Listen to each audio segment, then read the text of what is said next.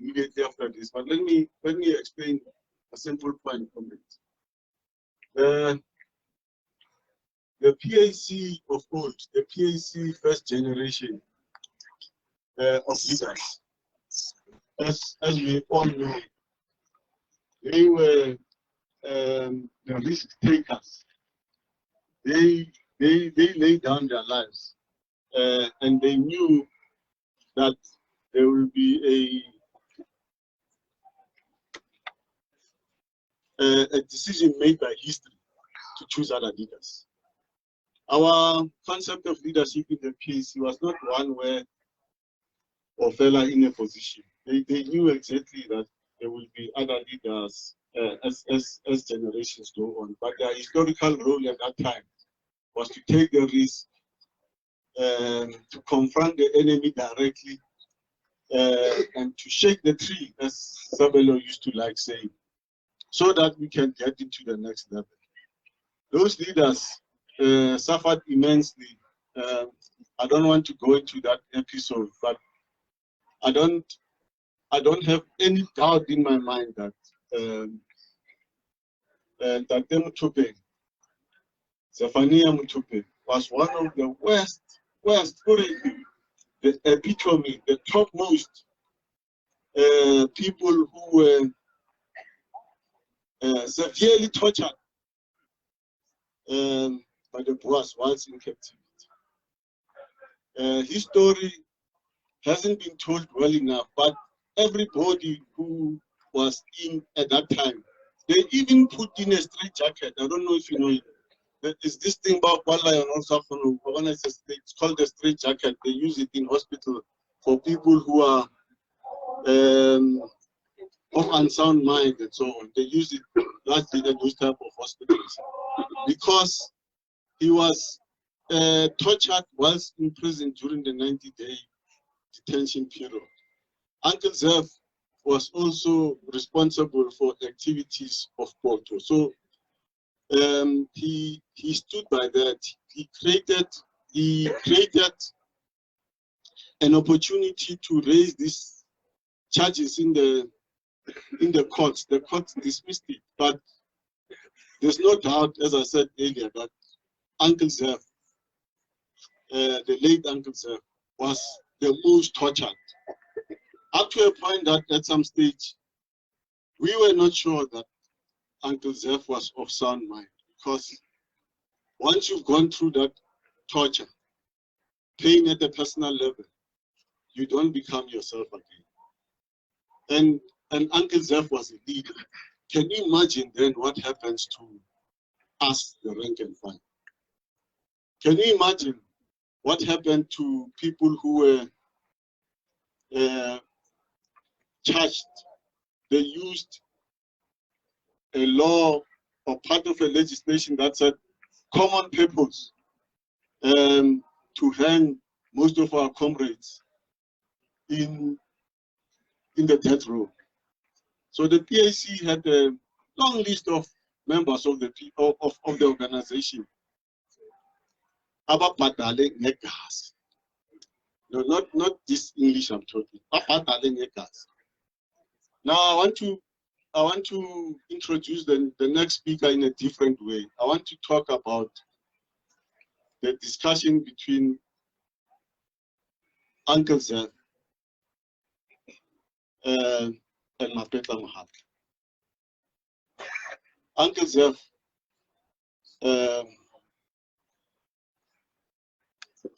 went through restrictions, banning orders, and so on, that kept him in an area now known as Peter Chaba. He was also taken to, eventually, he came back to Soweto to live with his family under banning orders. After spending some time in prison, in the 70s now, I'm moving ahead with this. There was a new leadership in the struggle above ground. That was, as we all know, led by the Black consciousness groupings in the country. SASO, the Black People's Convention, Black community programs, South African Students Movement, and so on, which were really taking the flag up of the struggle rather than folding arms and being scared of continuing the struggle. Mapetla Mohapi, history is unfair. He's never talked about. Mapetla was the workhorse in SASO. He's the one who organized conferences and made sure that the resolutions are taken, and the organization continues to work. In organization, we bring different talents. You know, there are those who are eloquent, can back up the line. There are those who are able to make sure that things happen. There are those who don't even talk, but also contribute towards organizing. But Mapetla Mohapi's specialty was to make things happen. So Mapetla went across the country organizing branches, activities of SASO throughout the country. He went to see Prof in Kimberley, Khalishiwe. And Prof whispered into Mapetla Mohapi's ears that, Infantine, I need to talk to Mutupe. Make it a point he comes. Remember, there were no cell phones. Everything was monitored and so on. Prof was also restricted in a building order. Mapetla took that message. There was a SASO conference in St. Peter's in Hammanskraal in 1975, where Uncle Zeph made that famous address about student activities. I don't know if you know it, about university students and what their role is. We must get that speech. Uncle Zeph put in the line how education is meant to uplift our thinking and primarily aimed at establishing a socialist society, fighting against imperialism, and that colonialism must be destroyed. It must not be played around with. Uncle Zeph made that speech at that SASO conference. But he says, Uncle Zeph, that he got a message from Mapetla that Sobukwe needed to see. I'm going to say this because I have to say it. Uncle Zeph did not try. Sobukwe had a car, but he did not, well, Sobukwe could drive, but he did not prefer to drive. He preferred to walk so that he can talk to people and organize all the time. If you had the advantage of having met with John Kanya, he'll tell you, he organized in Soweto, walk from one place to Soweto to the other, organizing everybody on the street. So this culture of not driving or flying up above the earth is not the culture of the PAC at that stage. But here's what happened. Uncle Zeph took the message and had to go, the message from Mapetla, and had to go and see Sobukwe.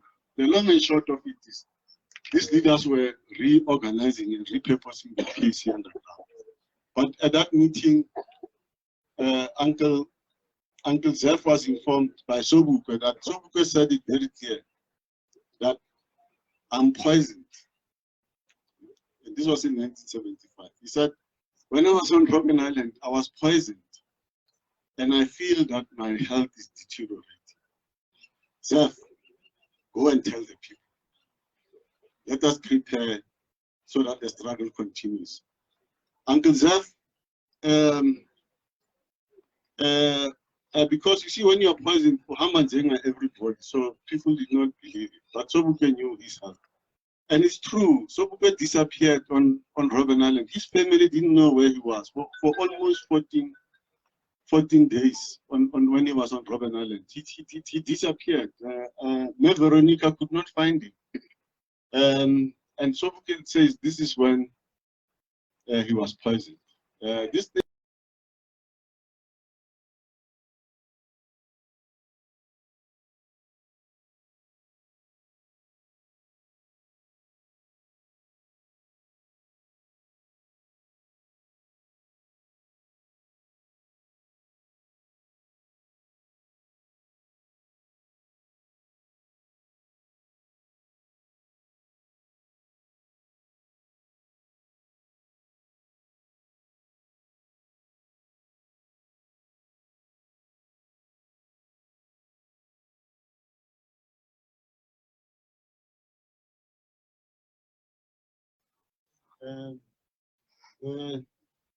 the idea is to show you the link. We have another moment. The point is that the PAC and the Black Consciousness organization, the Black Consciousness movement as a whole, are one.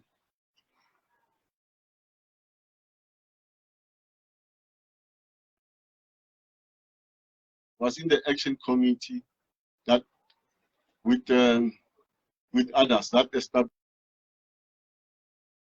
activists myself,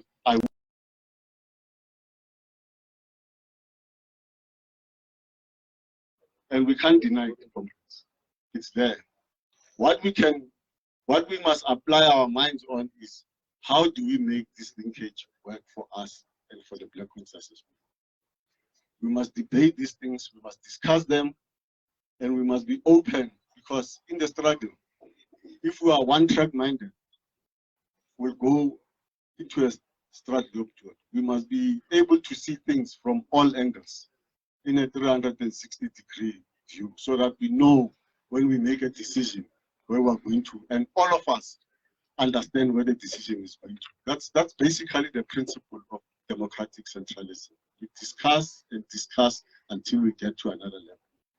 Comrades, I've said this, but in reality, I'm introducing Comrade Cde Kekeletso Khena. She's the Deputy President of the Azanian People's Organization,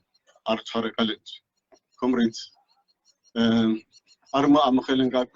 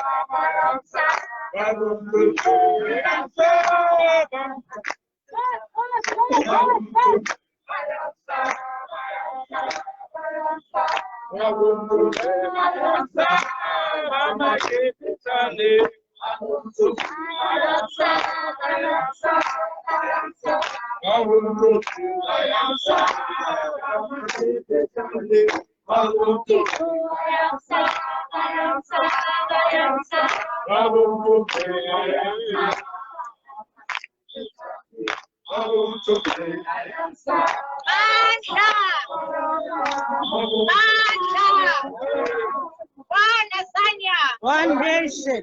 One nation. One Azania.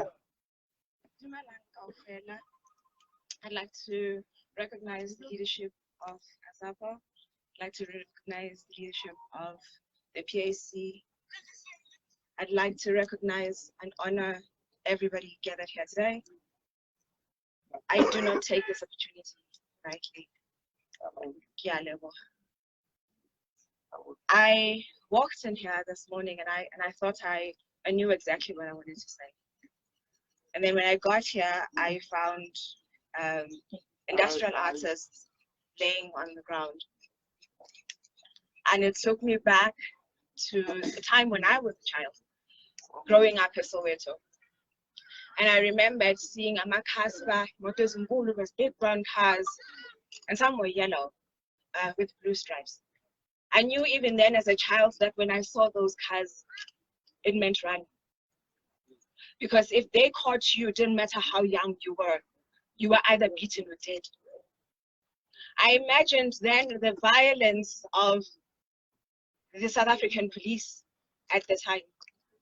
I imagined then how frightful and scary it might have been for the people who went out to go and defy a government that was brutal, that was violent. What must have been going on in their minds that morning when they left their homes to go and defy a system that dehumanized them, to go and defy a system that excluded them, to go and defy a system that didn't recognize them, a system that oppressed them. What must it have meant for the women and children and the young men and the old men? The fear in their hearts, but the determination to self-govern, the determination to change the status quo is what made them go, not because they were not afraid. The fear was real. So when I got here, and as I came here, I wanted to say, I was told what I needed to honor the martyrs and their families and the survivors. And I thought to myself, what would be a befitting honor? I couldn't find it. I couldn't find it because what they had died for remains today. What they left their homes that morning to go and fight was not just a document, it was a system. The system remains today. The system has done what the apartheid system had failed to do to Black people. It broke the spirit of our people. This municipality is a municipality that is run by the DA. Our people are begging settlers and colonialists to lead them. This is where we find ourselves today. So what do I say to them? You went and you died for what? What do we have to show? I don't know. How do I honor them? Except to ask you to reverse the betrayal of 1990. Reverse the betrayal of our people. Reverse the betrayal of our people. We need to start at the beginning, because clearly what our people stood in those lines hoping to realize was never realized. When AZAPO said it back then, that this was a lie. That these people were only doing this for their own selfish needs. That it was never about the Black person. That the interests of the Black person were not negotiated in that settlement. That only the interest of whiteness was negotiated at that settlement. Educate, AZAPO, educate! I am sad, Towers, but as sad as I am, I'm inspired because we have an opportunity to reverse what they did to our people. What they did to the blood of the people who sacrificed their lives. We have an opportunity to reverse that betrayal. The partnership of AZAPO and the PAC is a consolidation of the land. It is a restart button.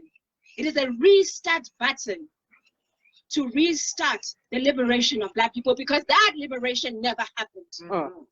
The liberation of Black people never happened. We have an opportunity then to rise up and reverse the betrayal. One nation!